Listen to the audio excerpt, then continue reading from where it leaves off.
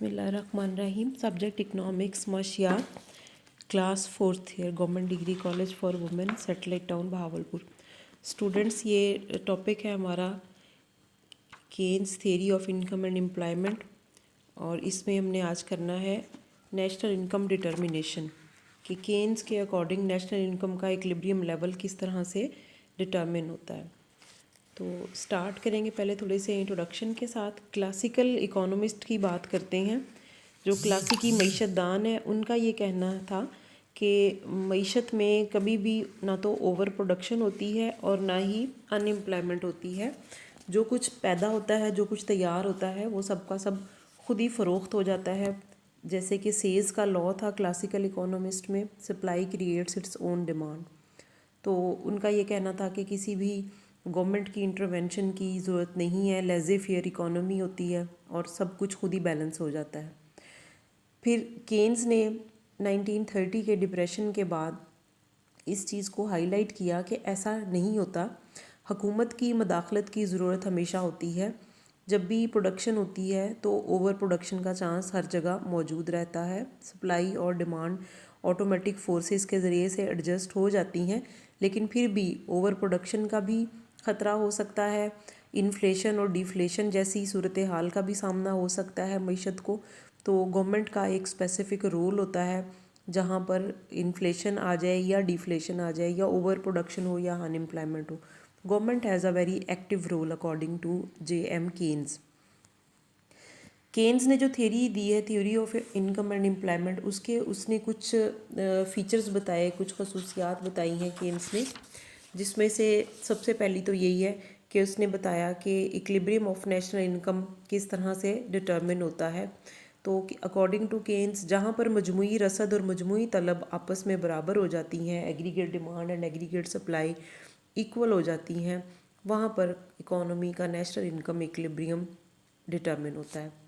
फिर दूसरा इसका जो फीचर था इसकी थ्योरी का, वो उसने कहा कि जो नेशनल इनकम इक्विलिब्रियम है वो उसके लिए लाजमी नहीं है वो हमेशा फुल एम्प्लॉयमेंट पर हो, मुकम्मल रोज़गार पर हो, कामिल रोज़गार की सतह पर वाक़ हो सकता है नेशनल इनकम का इक्विलिब्रियम जिस जगह पर है, जिस पॉइंट पर है, वहाँ पर मुकम्मल रोज़गार हो, या हो सकता है मईशत उस वक्त कामिल रोज़गार की सतह से नीचे हो, या तीसरी सिचुएशन हो सकती है कि मईशत कामिल रोज़गार की सतह से आगे निकल गई है या ऊपर चली गई है।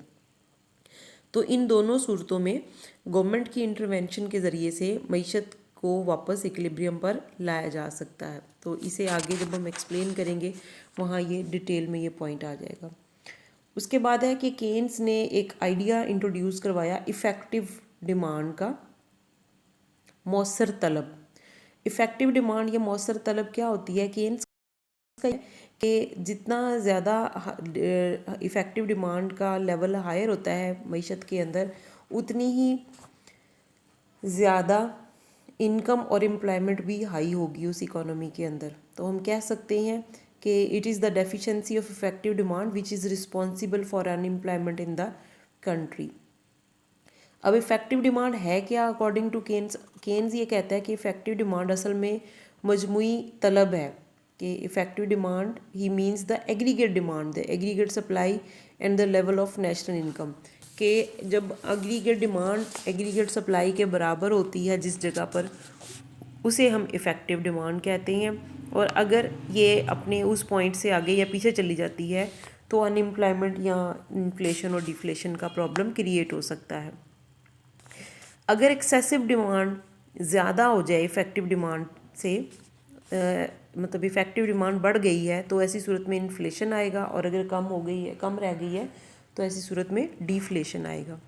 चौथा इसका जो फीचर है वो ये है कि क्लासिकल्स को इसने अपोज़ किया। क्लासिकल्स इकोनॉमिस्ट जो थे वो कहते थे कि लेज़ी फेयर इकोनॉमी है, गवर्नमेंट की इंटरवेंशन नहीं होती, जबकि केन्स ने ये हमायत की कि ऐसा नहीं है।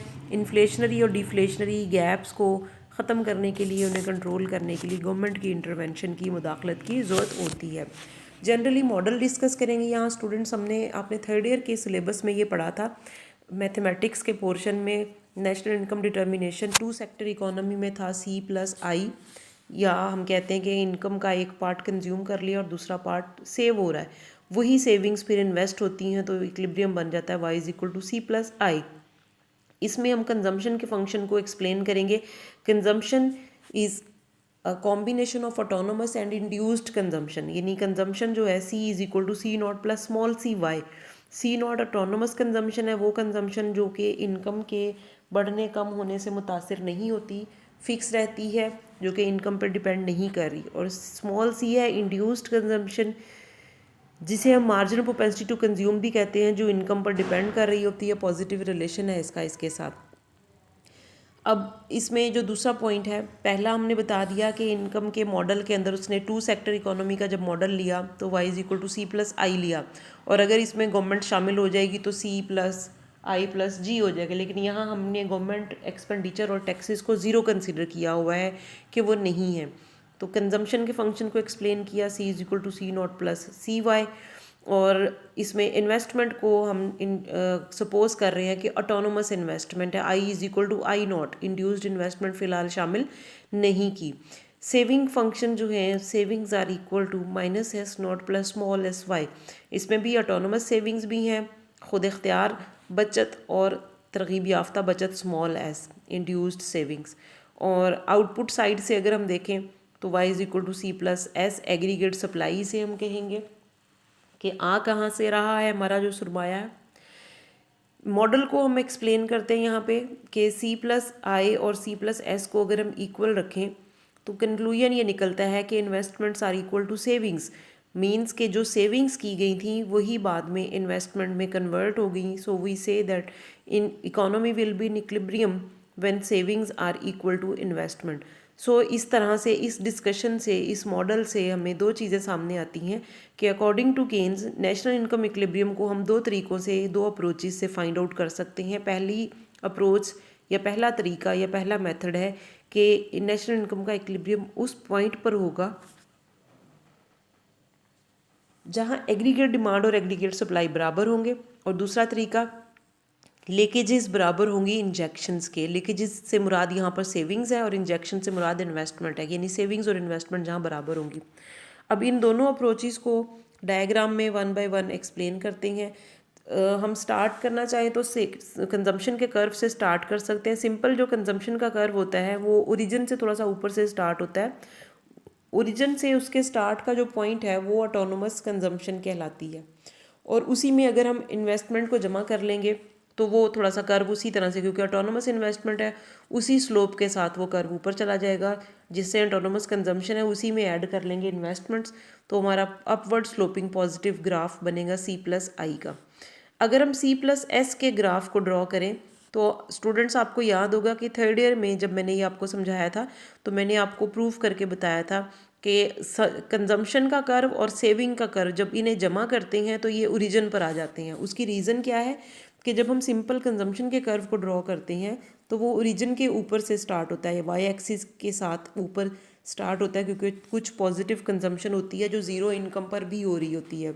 इसी तरह से अगर हम सेविंग के कर्व को एक्सप्लेन करें तो वो ओरिजिन के नीचे से, यानी नेगेटिव पार्ट उसका होता है डिस सेविंग्स, जिसे कहते हैं कि इनकम जब ज़ीरो होती है तो उस वक्त हम सेविंग पॉजिटिव करने की बजाय पहले से पड़ी हुई सेविंग्स को निकाल कर अपनी वो कंजम्पशन पूरी कर रहे होते हैं। तो वो जो ऑटोनोमस कंजम्पशन और ऑटोनोमस सेविंग्स हैं ये एग्जैक्टली इक्वल होते हैं, इसीलिए जब उन्हें प्लस करते हैं तो माइनस और प्लस कैंसिल होकर ज़ीरो आ जाता है और ओरिजिन पे चला जाता है अगर हम C प्लस एस का कर्व ड्रॉ करना चाहेंगे। तो ये हमने एग्रीगेट डिमांड और एग्रीगेट सप्लाई के कर्व को किस तरह से ड्रॉ किया, यहाँ पे C प्लस आई का curve and C plus S का कर्व है 2 सेक्टर इकोनॉमी में। इन दोनों कर्व्स को एक ही डायग्राम में इकट्ठा कर देंगे, C प्लस आई और C प्लस एस। जहाँ पर ये दोनों कर्व्स आपस में बराबर हुए हैं, इंटरसेक्शन हुई है, ये इक्विलिब्रियम पॉइंट है। हम कहेंगे कि at this point, equilibrium point, aggregate demand is equal to aggregate supply, और ये जो नेशनल इनकम का लेवल है ये इक्विलिब्रियम लेवल है। अगर हम इससे नेशनल इनकम को लेवल इससे पीछे है या इससे आगे है तो वहाँ पर इक्विलिब्रियम नहीं होगा। फॉर एग्जांपल Y1 आप देख सकते हैं, Y1 पे एग्रीगेट डिमांड का कर्व ऊपर है और एग्रीगेट सप्लाई का कर्व नीचे है, यानी demand is greater than supply. इसी तरह से अगर हम आगे देखें Y3 पे देखें तो यहाँ पर एग्रीगेट सप्लाई ज़्यादा है और एग्रीगेट डिमांड कम है। तो इन दोनों पॉइंट्स पर जहाँ पर इकोनॉमी इक्विलिब्रियम लेवल से नीचे या इक्विलिब्रियम लेवल पर ऊपर है तो ये कहा जाता है कि ऑटोमेटिक फोर्सेस उसको वापस उस इक्विलिब्रियम पर ले आती हैं। वो किस तरह से कि जब इकोनॉमी में एग्रीगेट डिमांड और एग्रीगेट सप्लाई में इस तरह का डिफरेंस है कि demand is greater than supply, तो प्राइसेस ऑटोमेटिकली बढ़ती हैं। डिमांड ज़्यादा होने की वजह से और सप्लाई कम होने की वजह से प्रेशर प्राइसेस पे आता है और प्राइसेस इंक्रीज़ करती हैं और इकोनॉमी आगे की तरफ चली जाती है। इसी तरह से जब एग्रीगेट सप्लाई एक्सेस होती है और डिमांड कम होती है तो प्राइसेस रिड्यूस करती हैं और इकोनॉमी वापस पीछे की तरफ आ जाती है। तो ये इक्विलिब्रियम पॉइंट है। ये मेथड पहला मेथड या पहली अप्रोच है national income determination aggregate demand aggregate supply method से। इसको मैथमेटिकली आप इंक्लूड करना चाहें तो कर लें, अगर सिर्फ ग्राफिकली एक्सप्लेन कर देंगे it will be sufficient. Third year में आपने मैथमेटिकल डेरिवेशन की हुई है, आप उसको भी इसके अंदर एक्सप्लेनेशन में ऐड कर सकते हैं। अब हम करते हैं दूसरा मेथड। नेशनल इनकम का इक्विलिब्रियम करना है हमने सेविंग इन्वेस्टमेंट मेथड से। इन्वेस्टमेंट यहाँ पर ऑटोनोमस ले रहे हैं और ऑटोनोमस इन्वेस्टमेंट का मतलब है ऐसी इन्वेस्टमेंट जो कि इनकम से अफेक्ट नहीं हो रही, इनकम का लेवल कम हो रहा है, ज़्यादा हो रहा है, ज़ीरो है, जितना भी है ऑटोनोमस इन्वेस्टमेंट का एक स्पेसिफिक लेवल होगा, उसी के ऊपर हम उसका हॉरिजॉन्टल कर्व ड्रॉ कर देंगे और इसको कहेंगे I is equal to I naught. Autonomous investment induced investment को शामिल नहीं किया। अब आ जाते हैं सेविंग्स पे। सेविंग क्योंकि हमने इंड्यूस्ड और ऑटोनोमस दोनों शामिल किए हैं और सेविंग की इक्वेशन है S is equal to minus S naught plus sigma Y कह लें या स्मॉल एस वाई कह लें, ऑटोनोमस प्लस इंड्यूस्ड सेविंग्स। और ये ओरिजिन के नीचे से स्टार्ट होती हैं और ये कर्व ऊपर की तरफ जा रहा है, पॉजिटिव स्लोप है इसका, लेकिन बहुत कम या बिल्कुल ज़ीरो इनकम के ऊपर नेगेटिव सेविंग्स होती हैं और फिर आहिस्ता आहिस्ता नेगेटिव सेविंग्स कम होती जाती हैं और एक लेवल आता है, ये पॉइंट है जिसके ऊपर जितनी इनकम है वो सारी की सारी खर्च हो रही है और सेविंग ज़ीरो है, और अगर इनकम इससे बढ़ेगी तो फिर सेविंग पॉजिटिव होना शुरू हो जाएंगी। ये ग्राफ बन गया है। अब इक्विलिब्रियम के लिए हमने ये इन्वेस्टमेंट का ऊपर ग्राफ आपको नज़र आ रहा है, नीचे सेविंग का ग्राफ नज़र आ रहा है। अब इन दोनों ग्राफ्स को हम एक ग्राफ में कंबाइन करेंगे। एक्स एक्सिस के पैरेलल इन्वेस्टमेंट का ग्राफ है और उसके साथ हम सेविंग का ग्राफ नीचे से ड्रॉ करके लेके आएंगे। जहाँ पर इन्वेस्टमेंट्स और सेविंग एक दूसरे को इंटरसेक्ट करेंगे we will say that national income जो है वो यहाँ पर इक्विलिब्रियम में है।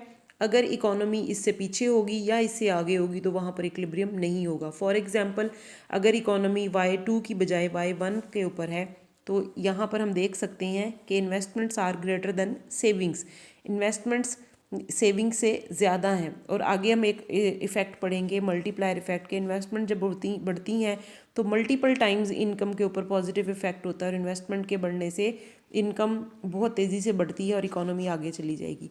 दूसरा इसका ऑपोजिट सिचुएशन है कि अगर इकोनॉमी के अंदर सेविंग ज़्यादा है और इन्वेस्टमेंट कम है, यानी इन्वेस्टमेंट बहुत कम हो रही है या सारी की सारी सेविंग्स इन्वेस्टमेंट में कन्वर्ट नहीं हो रही, तो इकोनॉमी वापस पीछे की तरफ आ जाएगी। तो हम ये कह सकते हैं कि ऑटोमेटिक फोर्सेस इकोनॉमी को वापस इक्विलिब्रियम के ऊपर लेके आ रही हैं। लेकिन इसमें गवर्नमेंट की इंटरवेंशन जब होगी, जब 3 सेक्टर इकोनॉमी आएगी, तो तब हम गवर्नमेंट का रोल इसमें एक्सप्लेन करेंगे। आज के इस टॉपिक में सिर्फ 2 सेक्टर इकोनॉमी में नेशनल इनकम इक्विलिब्रियम को डिटरमिन करना according to Keynes 2 approaches use हुई हैं, aggregate demand aggregate supply approach और सेविंग्स एंड इन्वेस्टमेंट अप्रोच। अगर इसमें आपने 3 सेक्टर इकोनॉमी करना होगा तो C+I के साथ प्लस G आप ऐड कर देंगे, C+I+G, ये हो जाएगा एग्रीगेट डिमांड की साइड। और एग्रीगेट सप्लाई में C+S के साथ गवर्नमेंट की तरफ से टैक्सेस ऐड हो जाएंगे, ये लीकेजेस भी कहलाते हैं या एग्रीगेट सप्लाई की साइड भी कहलाएगी। तो हमारा जो कर्व होगा इसमें हम ऐड कर देंगे C+I+G, autonomous government expenditure add करेंगे तो ये कर्व पैरेलल ऊपर शिफ्ट हो जाएगा।